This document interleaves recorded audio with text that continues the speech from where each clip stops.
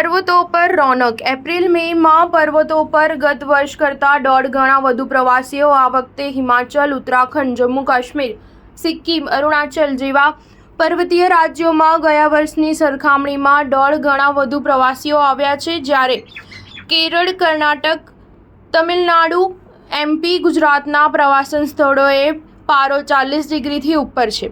અહીં પ્રવાસીઓની સંખ્યામાં ઘટાડો થયો છે. પહાડોમાં પ્રવાસીઓ વધવાના 2 મોટા કારણો છે. પ્રથમ, જાન્યુઆરીથી એપ્રિલની વચ્ચે હિમવર્ષા થઈ, જેના લીધે પર્વતોમાં મેદાનની સરખામણીએ તાપમાન 20 ડિગ્રી સુધી ઓછું રહ્યું.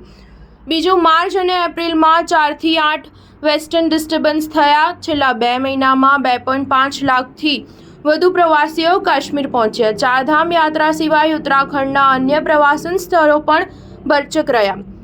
હિમાચલના લેહ મનાલી રોડ, સિક્કિમના લાચેન ગામ, થંગુ વેલી અને અરુણાચલના તવાંગમાં બરફ છવાયેલો છે. હિમાચલમાં પારો 22 થી 28 ડિગ્રી અને તવાંગ અને લાચેનમાં 1 થી 10 ડિગ્રીની વચ્ચે છે. ઉત્તરાખંડની ચારધામ યાત્રાની જેમ આ વખતે પિથોરાગઢ જિલ્લાની આદિ કૈલાશ યાત્રામાં પણ રેકોર્ડતોડ પ્રવાસીઓ રહ્યા છે. 20 દિવસમાં 4,000 લોકોએ 14,000 ફૂટ ઉપર આવેલા આદિ કૈલાશ પર્વતની મુલાકાત લીધી છે. ગત વર્ષે 12,000 લોકો આવ્યા હતા. નાભી ડાંગ સ્થિત ઓમ પર્વતની મુલાકાત લેનારા લોકોની સંખ્યા પણ એટલી જ વધી રહી છે. એસડીએમ ધારચુલા મનજીતસિંહના જણાવ્યા અનુસાર આ વખતે સપ્ટેમ્બર-ઓક્ટોબર સુધીમાં 20,000 લોકો મુલાકાત લઈ શકે છે.